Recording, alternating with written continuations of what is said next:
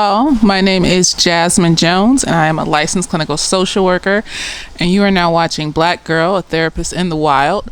And this is a little show I like to call Therapist Sips and Reviews. And today we will be reviewing P-Valley Season 2, Episode 7, Savage, and Episode 8, The Death Drop. And we are sipping on vanilla cream, what is it? Dr. Pepper and vodka. Yes, because vodka goes with everything. How y'all doing today? So, these two episodes was a lot of emotion and things happening, and I just feel like this whole season we're just kind of expanding on these characters. How someone posted on my Facebook how they just thought this show was going to be about a cute, quaint little strip club and all the ins and outs that happen in the strip club, and they're so confused as to why we're going off into these character stories and things like that, because if it stayed a cute, quaint little strip club story, it would be boring. I mean, how much longer are we gonna stay in the strip club? I mean, like, it's called character development and it's a miraculous thing. And so anyways, let's get started with Season 2, Episode 7, Savages, or Savage, whatever it was. Okay, leave me alone.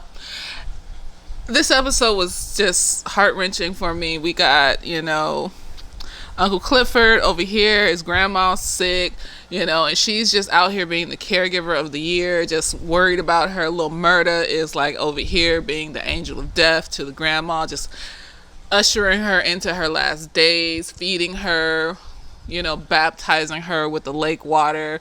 It's a lot. And, Loretta Devine, she went full Dreamgirls in the beginning of this episode and was singing. Yes, she did pull up Dreamgirls. Yes, she did pull out everything that she had for this episode. Because Loretta Devine is an actress, a singer. Did she win a Tony Award? She was on Broadway. She just has done everything and anything, and it's magical. And when they put that makeup on her and did her up in the beginning of the show, I was like, oh, so they're just making her look older than she really looks, because she looks the same.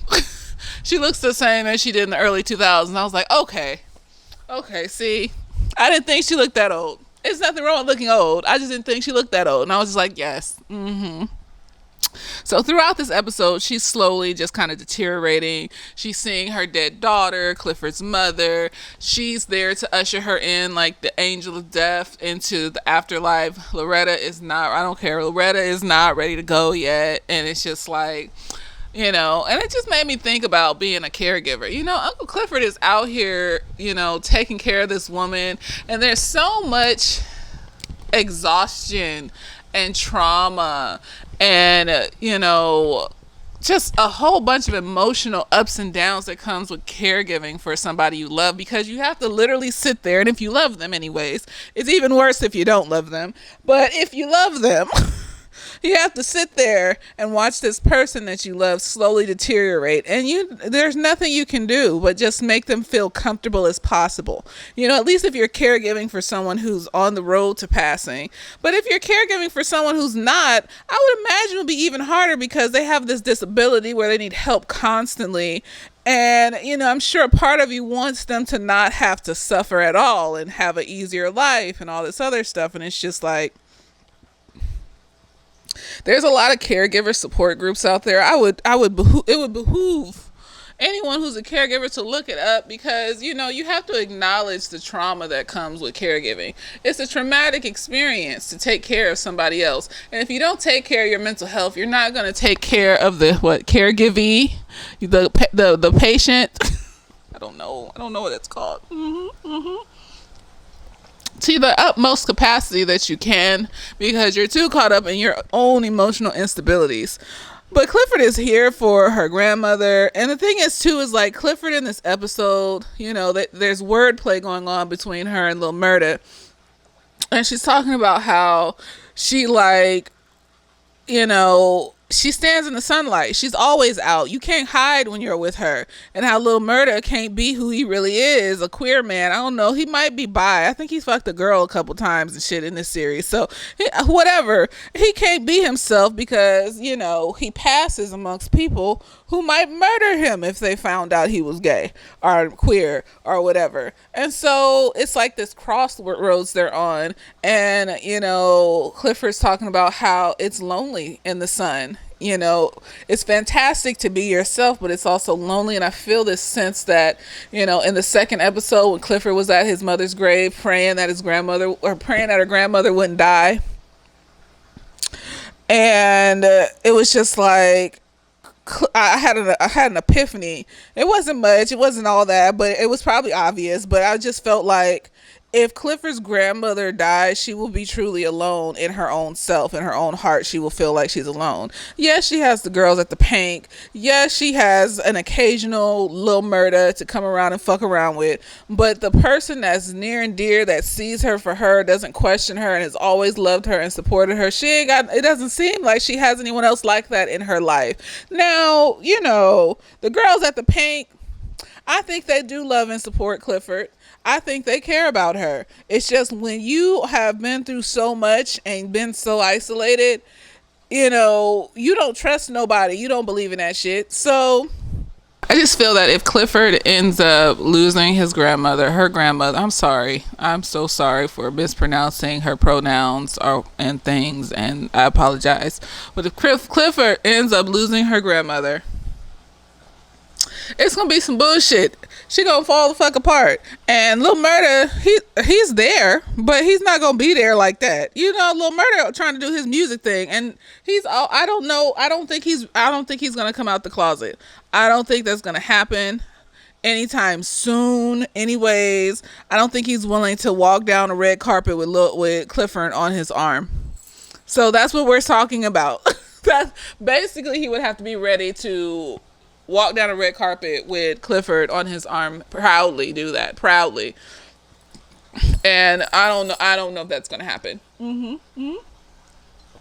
that made me feel like hella sad, because I was just like, it's some bullshit. You know, Clifford deserves love and care and support, you know, and he about to lose the only she about to lose the only person that has loved and cared and supported her for however long since her mama died. And I just feel so many types of fucking ways, and it's not right. And, you know, I just don't want to see Loretta Devine die on television. You know, I don't want to see that. I don't care. I don't want her to die. You know, I just don't want any of the greats to die. But at the same time, I'm just like, you know, people got to go in their own time. And I believe in the afterlife. And it's probably better than this shit. So it's like, you know, but I still don't want them to die.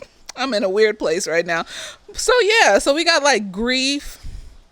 We got caregiving and the trauma that comes from caregiving. We got Lil Murda here, like, shuffling her into the afterlife and taking care of her. Like, he literally baptized this woman. She was trying to wade in the water, y'all, and she went to the water and she almost weighed, but they got her because she was gonna drown. And then they got her at this hospital. In the second episode, Clifford trying to call the hospital over and over again, and they getting mad at her. Like, why the fuck would she not be concerned about her grandmother? Because they was literally putting people in body bags and stuffing them in ice trucks. And who knows if those families ever really knew what happened to their family members once they got to the hospital. And they never heard from them again. You know what I mean? Like, what? That's horrible. Like, she was so scared getting into the ambulance, and she was just like, I'm never coming back. I'm never coming. I'm just like, oh God. I don't know what to do. I also kind of feel like with her death, like I said in the last, you know, thing on P-Valley, with grandmother's death, it would give Clifford an opportunity to expand and to see if there are people out there who will love her just as much as her family loves her. and be able to see expand herself beyond that little house she lives in, maybe even beyond the Pank. I don't think that the Pank's going to be sold if it, because we need all these characters still in the same vicinity, and the Pank is the only thing that holds them together. I don't know how they're going to do this, but I don't know if it's going to be sold and then we're going to have like some kind of Dynasty like show. You remember Dynasty? And then they tried to bring it back and shit. We're going to have some Dynasty like show, or like the stories and stuff where they just show different people's lives and then just do it like that. Maybe that's why they're expanding the characters' lives away from the Pank, just in case, because I don't know, as a writer, I feel like it would be hard to just maintain the Pank when people want to buy it and these people are poor and don't got money and shit. So I don't know, it would be some plot holes in that motherfucker if they kept the Pank. That's all I'm saying. So yeah, maybe this is an opportunity. Maybe she will come up on some money after grandma dies. Maybe there'll be some hidden money. Maybe it'll be like Big Mama and soul food, and there'll be some money hidden in the thing. I did a video on soul food, and I just saw this meme about why everybody treated the oldest sister with the money wrong, and it just flew by me the fact that Big Mama had this money hidden in the house all this time, but still relied on this bitch for money. She was wrong. Evil bitches. Anyways, maybe Clifford's grandmother has some life insurance, and then Clifford can buy the Pank back or expand. So death brings change. Sometimes it forces us to grow. Sometimes we're incapable of growing past it. It just kind of depends on the person. And in a TV show, we can kind of observe the change that death brings. It's a transition, not just for the person that has died, but also for the people surrounding the person, because they have to learn and grow beyond what that person was there to do for them. So, yeah, I don't want to see Loretta Devine die on the TV though, so... Anyways, what else was happening? So Clifford and Haley been arguing back and forth about the Pank. Haley got this white woman to go up to $5 million. She refuses to go past that, and I'm just like, I see, like Haley got me on a fence, because she got this aura about her, like she's the evil bitch, but then she goes and does stuff like help Keyshawn get away from this crazy white nigga that may murder her and the children while they sleep. I think it's just about the duality of the mind, how we can hold a myriad of things and feelings and thoughts and plans inside of us at once. That's why I always say everything in this world is a percentage of good and bad. Take Disneyland, for example. Disneyland is 95% good to me because it's Disneyland. 5% of that bullshit is negative because it costs too fucking much. The lines are too fucking long. The kids is screaming and crying around your feet and having all these panic attacks. You gotta walk hella far and shit. I got bad hips and knees, but I will take that 5% just to go to Disneyland. So you gotta ask yourself, when you're dealing with things, do the positives outweigh the negatives that I have to deal with? Am I willing to deal with that negative shit in order to get the positives? With Haley, I'm on the fence. I don't know, because one second she swooping under Uncle Clifford trying to take the Pank, and in the next second she got that shit up to $5 million, offering it to Uncle Clifford, talking about, oh well, they're gonna sell it anyway, so like what we might as well get a cut. And then she over here giving cell phones and shit. As you can see, this is just going to be a mishmash of both episodes. We're not even going to... Anyways, she's over here giving cell phones to Keyshawn and shit because Keyshawn couldn't use the gun. And I understand, because you got to get into a position where it's self-defense, and that's hard to do for a black woman especially. Just like I said in the last video, that woman in Florida that shot her husband, talking about stand your ground, just like that nigga that killed that little boy, and she went to jail and got 20 years. I think she got out. I'm not sure, but still, being in jail for 5 minutes is too much. Oh, every time I think about jail, I just be thinking about the women on jailbirds putting their face in a toilet to talk to niggas. And I'm just like, I don't know. I'm going to let that go. I'm going to let it, God bless them and their toilet face situation. Because, you know, when you in situations like that, you just gotta do what you gotta do. And I'm not ever gonna be in a situation where I have to do what I gotta do, and it includes that shit. Anyway, so Keyshawn over here just shaking like a leaf. She's scared of this nigga. She don't know what to do with this nigga. She ain't got no plan. She tried to escape. That nigga took the battery out the Prius or whatever he took out the Prius. And then this nigga over here trying to buy Keyshawn, basically talking about, oh, I bought you some shoes. Don't even know her shoe size. And then he gonna have some little 5-year-old temper tantrum because I've seen 5-year-olds hit themselves. Okay? This is some, when I'm traumatized and I get triggered, I regress back to childhood or when I first experienced trauma. So he just fully regressed, started hitting himself, and I can't do anything right. Now she just looking at him like, really, nigga? No, you can't. You really can't. And so she finessed and finagled her way back into the paint. She didn't really have to do anything. She just had to stand there and have him keep offering shit. And half of me was like, you should tell his ass to go to therapy. But then I was like, you know what? She probably just tired. Fuck that nigga. If he go to therapy or not. I always tell people that being afraid of a person is the same as having a phobia when you've been traumatized by that person.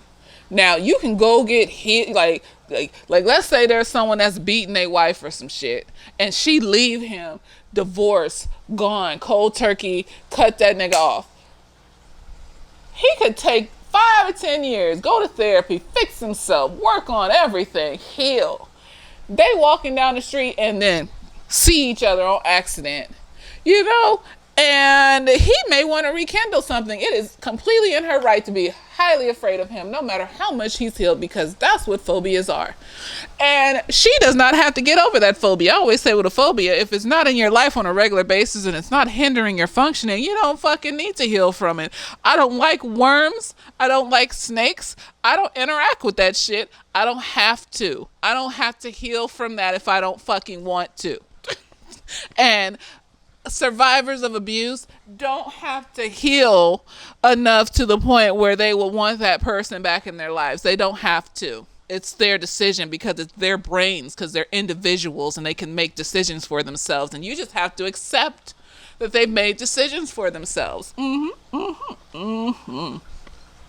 So then I was like, you know, he don't need, whether he go to therapy or not, she still need to leave. She needs to, he hurt the babies. It don't matter at that point. I don't care. He has hurt the babies.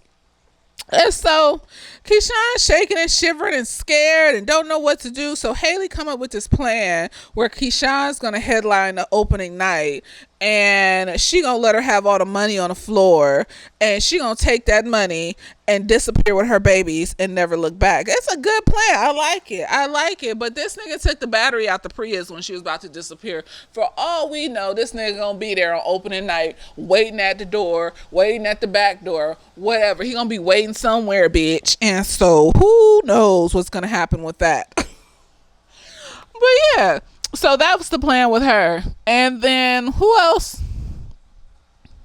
So Lil Murda is at grandma's house helping and everything. And, you know, him and Clifford are just getting closer and closer. And, you know, the night that Clifford takes grandma to the hospital, or the ambulance takes grandma to the hospital, you know, Clifford can't handle it. She just distraught, crying in the shower. I mean, how could you handle a family member being taken off to death? You don't know if you ever gonna see her again. You don't know what's gonna happen. The woman was distraught and overwhelmed. And, you know, Lil Murda comes through, with the jokes and dressing up and dancing to Cisco and shit like that, just being cute and shit. And they was being cute, and then they had the sex, and it was beautiful, and it was magical and wonderful, and people just out here, and that's all they focused on. And I was just like, well, that's nice that they had sex. Only part I didn't like was they didn't even put a condom on, and they got the audacity in the next episode to be asking each other questions like, where you been and who you been. And I'm just like, if you had put a condom on, this wouldn't be a conversation. There's also prep. They could have went and got the prep and took in that. I think you got like 72 hours after or something like that to kill the HIV or whatever the fuck. So, I'm just saying there are many ways that you can prevent getting some permanent shit. You know what I mean? So I'm just, but yeah, I mean, people was focused on that, and that's all they was talking about. And niggas is just, they just like, y'all ain't never watched the porno. Like, they was just fucking. Like, I don't know what you want me to say here. Like, they had sex. They stuck the penises in the booty holes. They was fucking. Like, there's no mental health. They was fucking.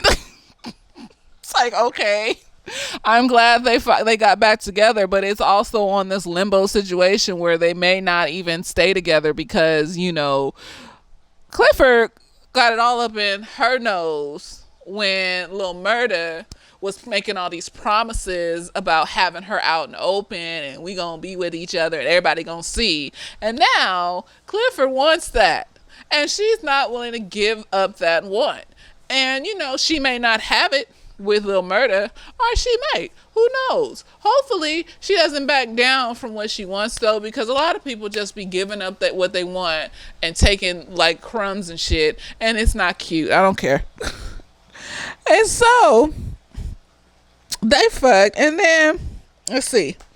We go to Mercedes. So in the first episode, she is with Terica. And she taking Terica to get an abortion, and Mercedes is having like flashbacks to when she was pregnant and when she was having issues with her mama and how her mama was hoeing her out and was mad when she found out that she had a boyfriend, it was not a boyfriend, it was a child molester. And she beat her ass in a diner, and it's just like, so her mom is obviously a narcissist. I don't care. Some people, I'll just say they have narcissistic tendencies. That woman's a full-blown narcissist. Something's wrong. She desires power and control over all her victims. All the people she chooses to be victims. And so, as soon as she found out that, Mercedes was fucking the old dude, or was being molested by the old dude, and she saw the money in her purse and all this other stuff, she went from trying to hoe her off to the dude at the counter to pay for their food at the diner to beating her ass in the diner, because how dare she hoe her body out without me hoeing it out. I'm upset. I was just like, weren't you just trying to hoe her out to this old ass man at this diner? Like, this woman has been molested for a good portion of her life, I'm saying. It's a what is it? What is CPTSD? Consistent trauma. It's an ongoing trauma that she's experienced. It wasn't just a nigga that got her pregnant. It was a bunch of other niggas that her mama hoed her out to. And I just feel some type of way about that whole situation, because she was a child. Like, why would you do that to your child? And so this whole trip, she's trying to not be her mom. And, but she's still kind of trying to force Terica to get an abortion. And she putting it in the guise of, I just want you to see and ask questions and stuff like that. So in the beginning, she's trying to force her. And then what happens is that as she's having these flashbacks, she slaps Terica in the face and realizes that, oh no, I'm doing too much.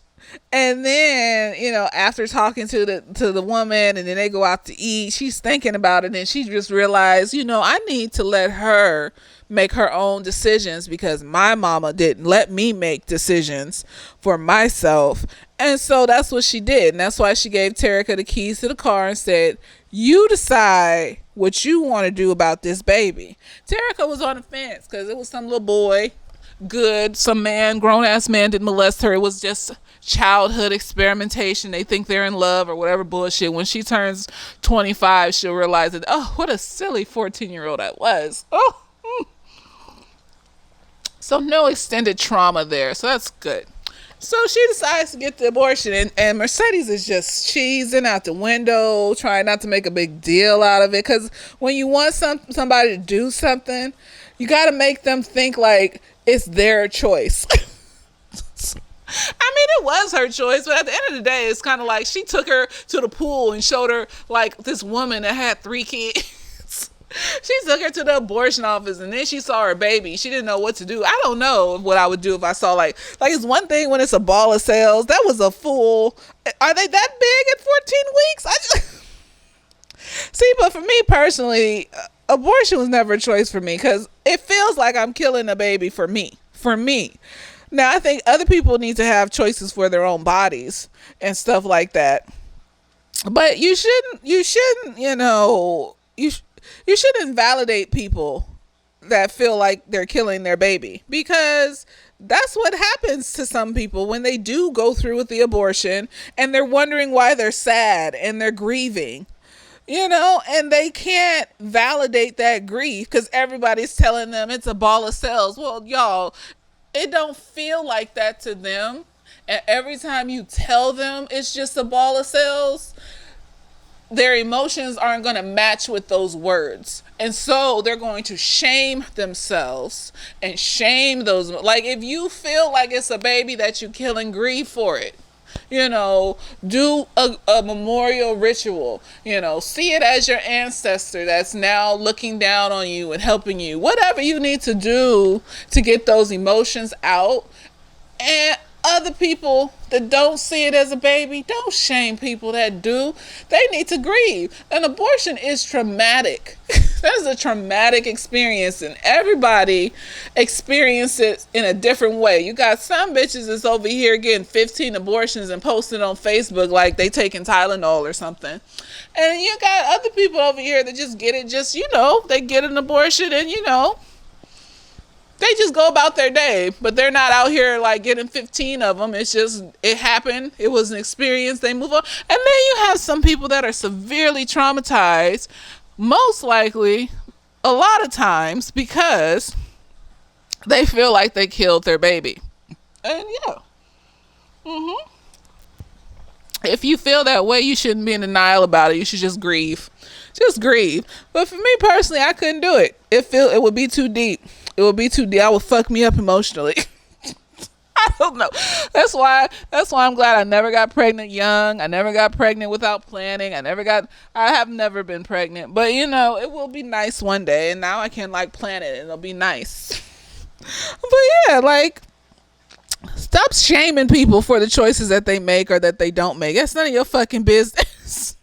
As long as they ain't hurting themselves and they ain't hurting nobody else, it ain't none of your fucking business. It ain't my business. It's the person that decides that they want to get an abortion, or if they decide not to. I think that's why in the end she let her choose, and she was just like, but she pushed that a little bit. She pushed it a little bit. She made her think she was that was some manipulation tactics that weren't necessarily toxic, but it was like, girl, we know what you was doing.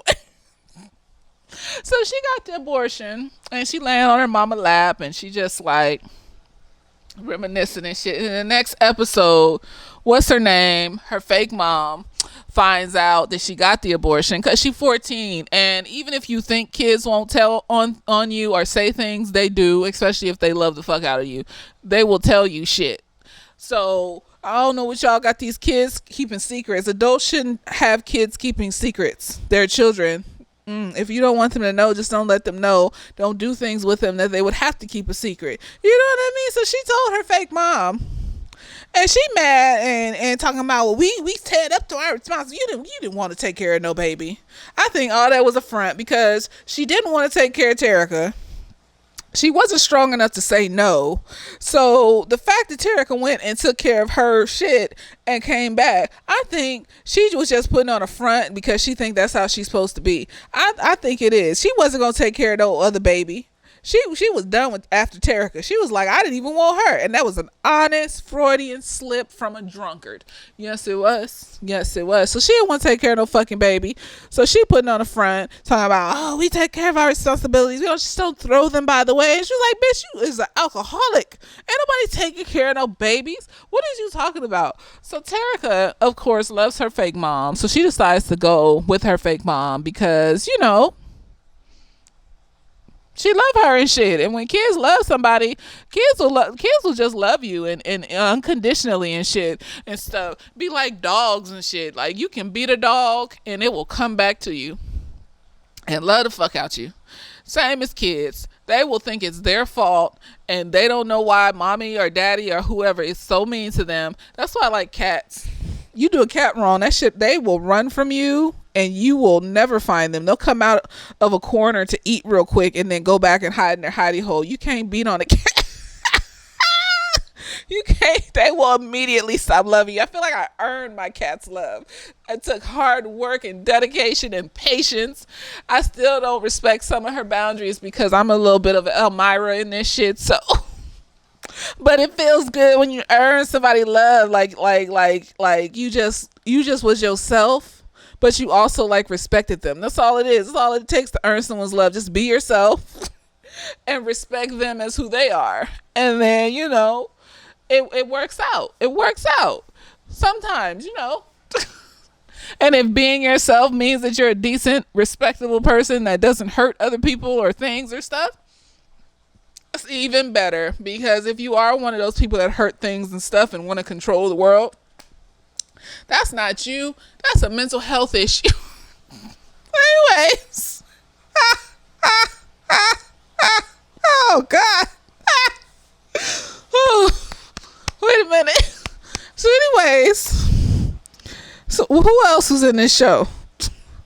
Lil Murda in the second episode ends up finding out about the videotape Rome had from Wody. I thought it was a videotape from Rome hiding a camera in a room while Teak and them was fucking. No, nigga. He made some sex tape, child pornography when he was 15. We're going to say the right terms for these things because I'm not going to gloss over what it really is because these are children. I remember my brain functioning at the age of 15, okay? I was a whole ass child. I everyone else is too. If you remember yourself at 15, I don't even care if you was fucking niggas at 15, and you think about yourself now and you think about the things that you understand about life and things that you can comprehend, you're a whole different person in a lot of different ways. No. So he had a child pornography tape going around. He had to do some sex work to make some money for his family because niggas was poor. They had to eat. So, I guess he found an unsuspecting predator at some point to make a sex tape and pay him money. It is what it is. God bless the children. God bless the babies. And so, Wody tells him about it because he was like judging him for killing Rome. He was like, you're not God and and all this other shit. And Rome was just like, well, he had your sex tape. What did you want me to do, my nigga? You want me to let it be out there and stuff? And Lil Murda was like, I love Rome. He just don't care at all. That nigga is a whole queer man. He's just like, that's my friend, and he got his friend back, and that's the type of people you need to have around you. I do not condone murder. I don't think we should kill people unless it's in self-defense and things, but he's a good friend. He cares about his friend, and I cannot judge that. He's seen some shit. He probably a sociopath. You know what I mean? But he a sociopath. Like, sometimes you can be a sociopath but not be like, oh, I'm a serial killer. Sometimes you just don't feel shit and you're fine with it. You don't need like something to make you feel things. You're just fine with the fact that you don't feel shit and you just going through life like, oh, whatever. But I think, but he might not, because he has empathy and he cares about his friends, and he, like, what made him kill, it was just so cold blooded though. Like, he was dead inside when he did that shit. He didn't give a fuck. I don't know. I don't think he's a sociopath, because he had too much empathy. He cares about people. It wasn't like, oh, well, consequences. I don't want it. No, it was like he cares about people. So sometimes you just turn it on and turn it off. Some people are in control of that. I don't know. I don't know what to call it. But anyways, he found out about that shit. Then the little gang nigga that was like, what's his name? I don't know that nigga's name. But the little gang nigga that was talking shit on the tour was saying that he killed Teak. And so Lil Murda just turned into a fucking shooter, a fucking, Dark Knight nigga and shit. And he shot that nigga up. After that nigga was talked to his child on the phone. He talked to his fucking child on the phone. He was pleading with this man that he had kids. And my thing is, this is not worth killing somebody. I don't care.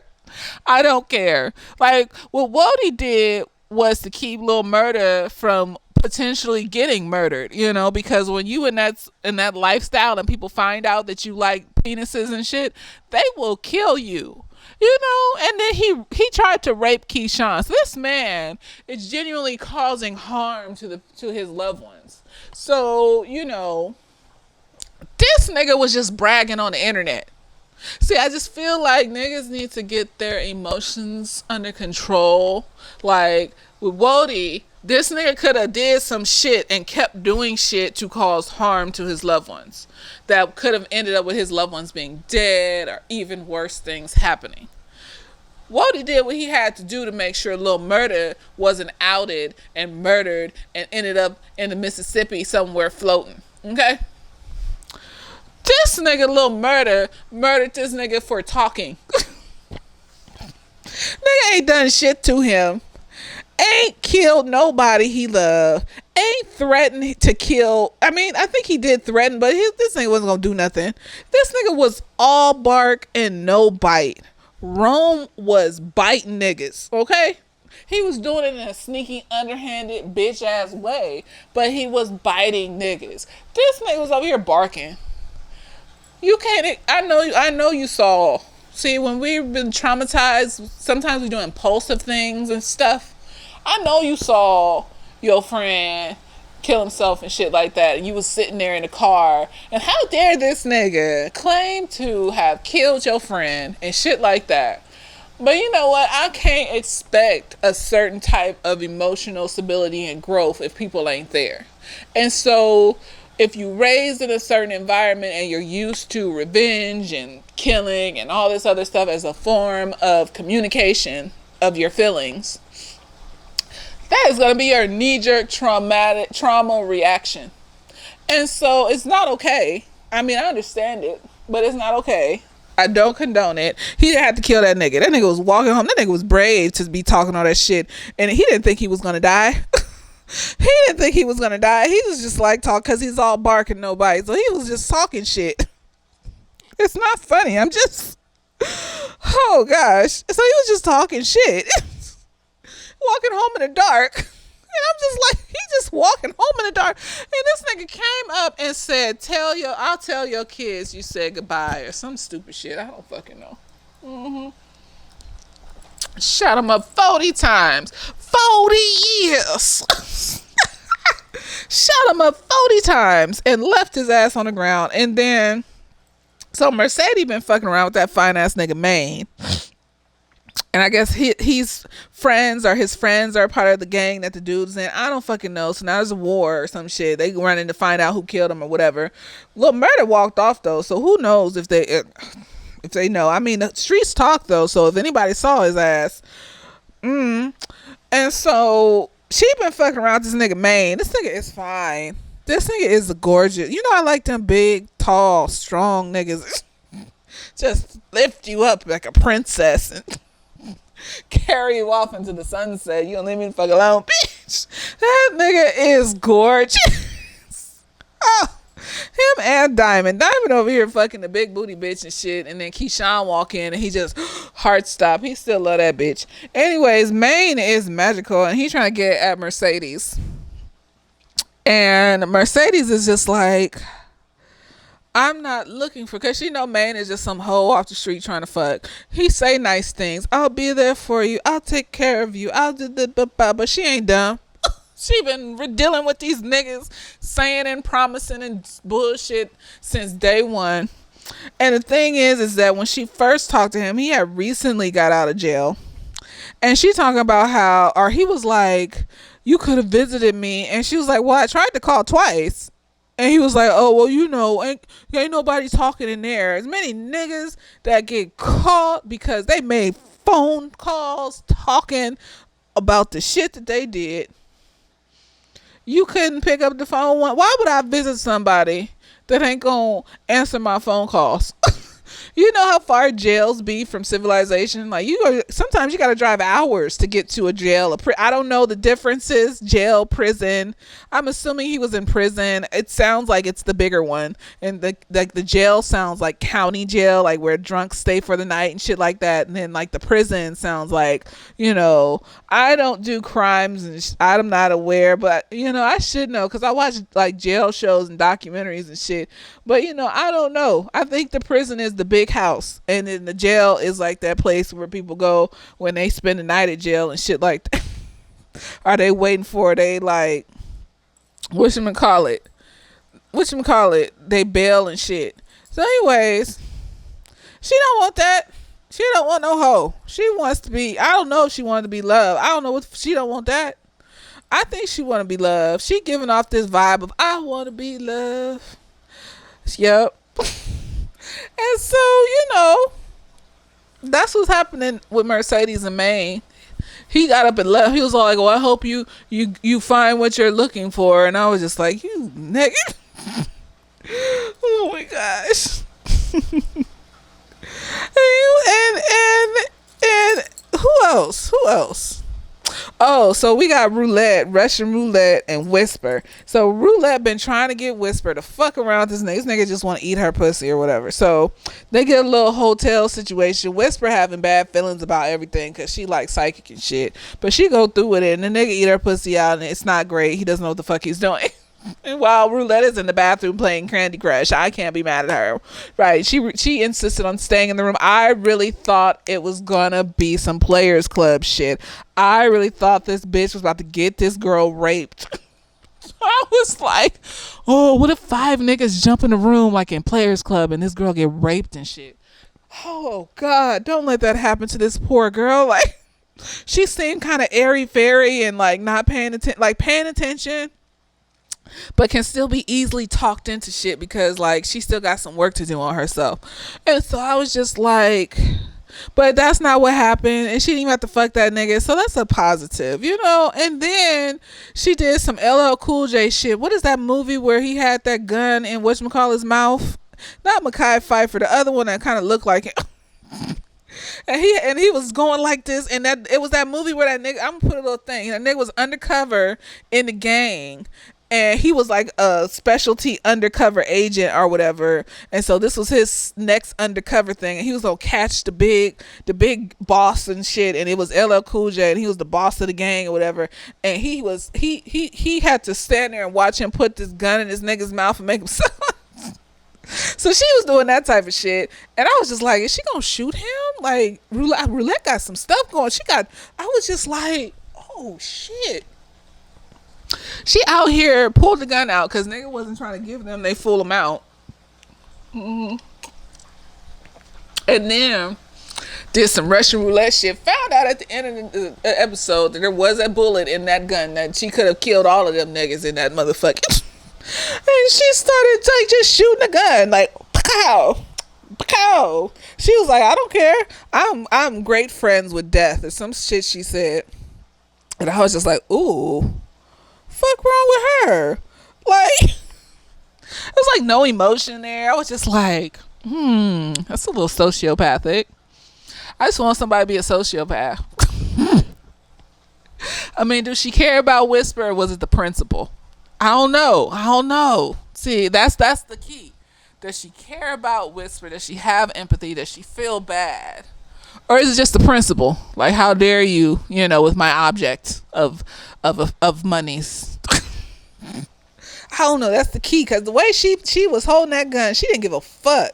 And we gotta look out for Roulette, y'all. Girl, she about to set some shit off. She about to set it off in this motherfucker. She about to do something. Anyways, that happened there, and then she went and took his car. So they stole his car and took it to what is it when they take all the stuff off and the information and repaint it and resell it and all this other shit, some shit like that. And then she walking out, and then she pulled a gun out looking at it and like I'm a bad bitch. I was like, oh, I mean, she is a bad bitch, but she's I don't know, because she did that shit too easy. Like, she was ready for them all to die. She didn't give a fuck. So I'm just gonna wait and see. There's only 2 more episodes left. But yeah, is there anything else? Did I miss some shit? I mean, Andre's still running, and then they found out that he lied about his dad, and said that his dad is dead, which I can understand. If you're talking to friends or coworkers or people that aren't gonna like look into your business and put it out there into the world, you would say like, my dad's dead, instead of the truth, because why would you want people to actually know that, But if you're in a situation where people would want to research you, like, why would you think that you were going to be in front of cameras and things like that, and people weren't going to research who you are and your background and learn? As soon as you put yourself out there into the world in some kind of like fame capacity, people are going to want to know who the fuck you are and shit, like, nigga. So why lie about the shit? Why lie and say my dad is dead? And then they came up and his dad's a murderer. He's on death row and blah, blah, blah, blah, blah. And then he's like all sad when Haley goes, I give up. I'm like, you bitches. When someone like Patrice can be out there and she actually did some shit, and she owning the fact that she's a hoe, and she always been a hoe, and now she's a woman of God, and she wants to clean up the town, and she had to sacrifice her body and her daughter's body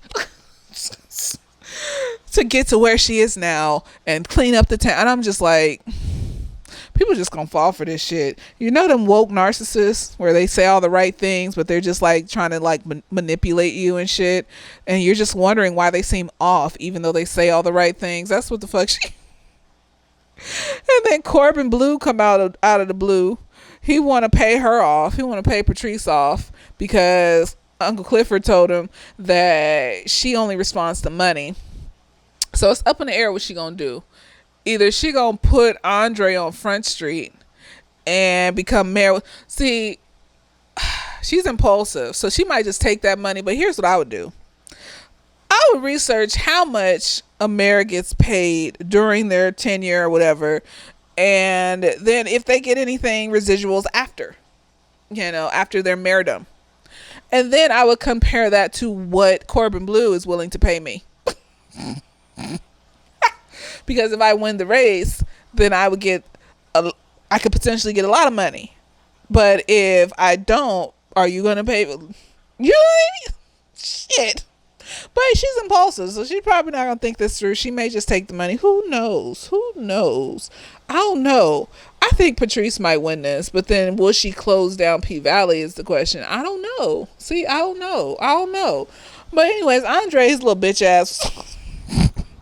I don't care. Because he one of them sad boy fuck boys. He's like, no, he's like a sad boy fuck boy and a nice guy fuck boy. Like, Lawrence and Insecure in like the first, second season. When he was like fucking that one girl from Best Buy, and then had the audacity to look at her crazy after she wanted to like make it more, and then promise her that he would do things to make it more, like show up at her family's picnic and then show up and leave and then not come back. Right. So he's like a nice guy fuck boy, a sad boy fuck boy. I'm so sad. My life is horrible. So horrible that I do hurtful things to people, but I don't see how they're hurtful. I don't see how they're impactful to them because I'm so focused on my sadness. Woe is me. Look at me and my sadness. I'm not going to actively do anything to fix my sadness. I'm just going to woe is me all the time whenever anybody calls me out on my bullshit, and do like Derek did and be like, horrible person. I am a horrible person. Okay, girl. No, no. Fuck everything else you made everyone else feel. It's all about you, isn't it, honey? You and your emotions and feelings. Fuck the fact that you're lying and inconsistent and a bastard. It's all about your feelings.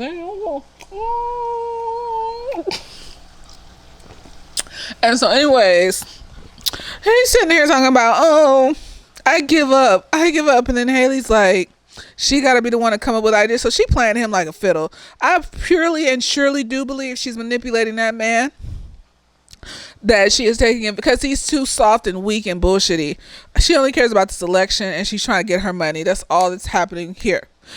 He's easy to manipulate because he's so focused on his own inner turmoils that he doesn't notice when somebody's taking advantage of him. So all you have to do is, like, to fuck with these niggas, all you really have to do is pretend to be manipulated.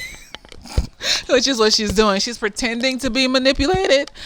And she got that bad bitch aura around her, that, like, in this tone in her voice where you can tell that she's not gonna cower. And so, like, you could tell she's pretending, but he can't tell because he's so focused on his inner turmoils and sadness. Your fucking wife was in a basement with a scar around her mouth and nose. And you couldn't check on her once every few hours, once every couple hours. You can't text her. You sitting up in that motherfucking house all day playing video games while she's seeing dead body after dead body after dead body. You can't ask her how she's doing. You couldn't put the almond milk in the refrigerator. Sweetheart. He doesn't see the impact he has on other people. So basically, she's pretending that he's manipulating her so that she can get what she wants from him. Have a hand in this race, directly have a hand in this race, and it is what it is. You know, you should. That's why empathy isn't just about catering or giving or understanding other people. Empathy is also about understanding other people and the ways that they can harm you, because you don't see them as an extension of you, as a tool, an object to do things for you. You see them as a person with their own thoughts and feelings. And so if you see them as a person with their own thoughts and feelings, when they start doing fuck shit to you, you're like, oh, I don't like this, because I too am a person with my own thoughts and feelings, and this hurts me. You know, you don't just like immediately internalize that shit. That's what people that don't have a good capacity of empathy and understanding for other people, that's what they internalize that shit. Oh, she did that to hurt me. She did that because she hates me. She left me because she's trash. No, she left you because you cheated on her 16 times in a row. She cheated on you because she was the basement wife and you could give a damn what the fuck she was she is seeing the war every day she goes to work. It's like she's in the battlefield. She shouldn't have cheated. Okay, I'm not justifying her cheating. I'm just saying I understand it. It's not like some random, like, oh, I have a good partner that loves me and is consistent and is caring and is emotionally stable, and then I just decided to cheat just because. No, some people are pushed to doing stupid shit, and that's why you just leave. My go-to is leave. I'm not going to put myself in a situation where I'm gonna have more mess, because niggas have issues with their emotions. You can't even just have friends with benefits with them a lot of times, because what happens with dudes when you try to have friends with benefits with them is that they may have traumas in the past, because we don't allow men to express or feel their emotions in multiple cultures, that causes them to, not express it, because society tells boys not to cry and not to talk about their feelings and shit. So they may have traumas. They've been molested and told that, oh, it was their first time having sex, when really, no, they were molested. Shit like that. And so they have all this pent up shit. They have abandonment issues, because a lot of black boys don't have a dad too.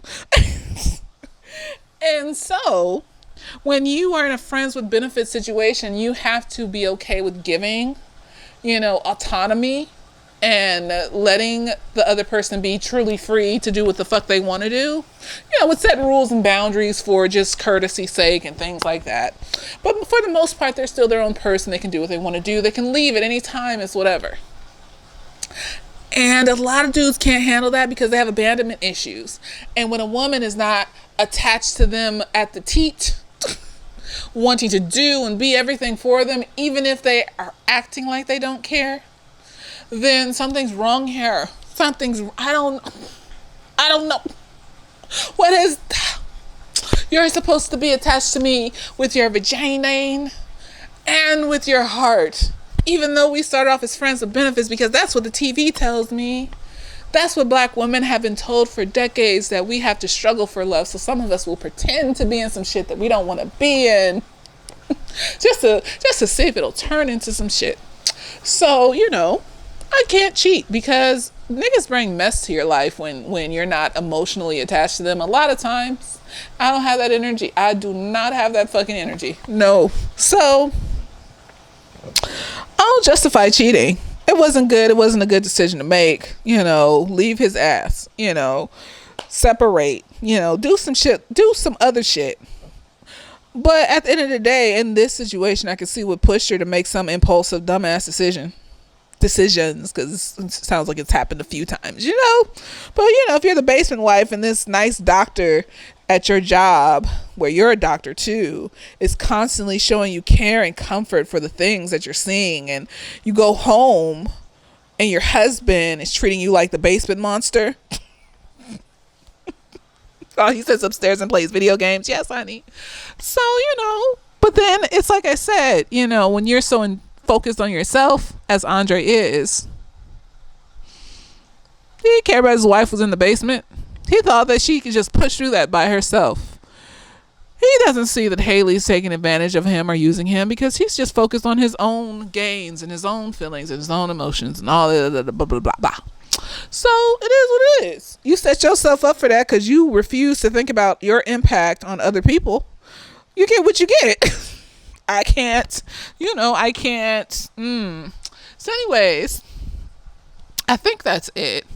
Because I be missing like huge parts. Well, everybody else thinks they're huge. I just be like, niggas was fucking. Like, y'all don't watch porn. Like, I don't like, it's just niggas fucking. Like, niggas was fucking, bitches was fucking, like, they was fucking. So I be like overlooking them parts sometimes. So I just be like, it was nice to see people fucking, I guess, Well, I mean, But anyways, yeah, I can't think of anything else. I don't think I'm missing anything. I did Uncle Clifford. I did his grandmother. I did Lil Murda. Haley, Mercedes, Keyshawn. I even did Roulette and Whisper. I even touched on Diamond, and I've been missing out on Diamond because we don't see him that much and shit like that. So you know what? His girlfriend in real life is pregnant, so he probably doing some movie and shit, and that's why we don't see him that much. So whatever. I would like to see more of him, but go out, sis. And then who else? I can't think of nothing. So that's it. How did you enjoy this, little rendezvous once again this week? I feel like I should wait a few days after I see a movie, because now like Nope is getting mixed reviews, and I'm just like, I liked it, but it's like you have to think real hard to like know what's going on. And because I watch a lot of documentaries and I know about human behavior and shit like that, it wasn't that hard. But it was like, people were like, this was stupid, and I was just like, I thought it was decent. Like, they said the monster was a giant do-rag. I was like, that shit scared the fuck out of me. Okay. But I liked it. Sometimes you go to the movies and you don't want to think. which I often do, and I be going to the movies, and like I still hate that movie Bridge to Terabithia because it sold me. I didn't read the book beforehand, and it sold me a fucking lie. And I went to the movies to see these little kids going to some magical woodland Narnia and shit, and it turned out that the woodland Narnia was fake, and that little girl dies at the end. And I was just sitting in the movies like, what the fuck? I didn't come here for the what the fuck. I'm still upset about that fucking movie. Fuck that movie. Fuck that movie. Bridge to Terabithia. Just lies and bullshit. I came to watch fantasy and magic, and you lied. So I understand people go to the movies to not have to think too hard and feel too much sometimes. They just want to watch some fun shit.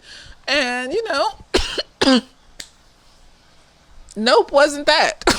So I enjoyed it because I'll be thinking. It's like it was fun shit for me, but it was also like thinking, so it combined the two, and that's why I liked it. I like when I get a combination of shit. It's magical. So anyways, let me know what y'all think of this review. Episode 7, episode 8, what y'all think is about to happen in 9 and 10 and things like that. And also, like, did they renew this for a new season? I want to watch more. I feel like, you know, just because niggas are homophobic and, you know, people don't want to see gay people, like,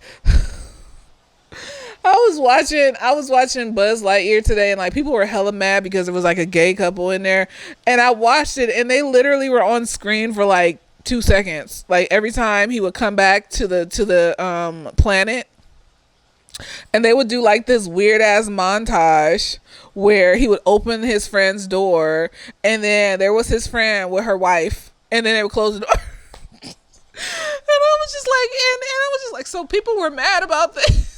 They were talking about a gay marriage and gay wedding, and I literally thought there was a gay wedding in this mother. And I watched the movie, and I was just like, people were mad about this. Like, there's a whole story around these people being gay. Like, the bitch dies eventually. Like, the gay part is like literally like less than 3 minutes of the movie, and people are just so upset. Like, just mention that 2 bitches or 2 niggas or non-binaries or trans folks is married and shit. They just be like, I have to explain this to my kids now. Well, I mean, what you gotta explain? That 2 people can love each other regardless of their gender? Like, if society started off with 2 people just loving each other, we never would even consider that 2 genders are specifically supposed to be two specific genders are supposed to be together. Like, we never would have considered that, is all I'm saying. So people be tripping off of gay shit. It's like they just gay. Like, I don't like, if you're not gay, right? And so statistically speaking, gayness has nothing to do with like what you watch or what you like, because there's a lot of kids out there that like heterosexuality is on all the medias, and kids still ended up gay. Like every show is straight people, and kids still ends up gay. So if with that logic, you would say then that kids will not end up gay if they see gay shit. Like, it's a feeling you have inside that just develops randomly from your brain and shit. So that nothing can influence that but you. So, you know, people be tripping. So anyways, let me know what you think about this video. I hope you enjoyed, and later days.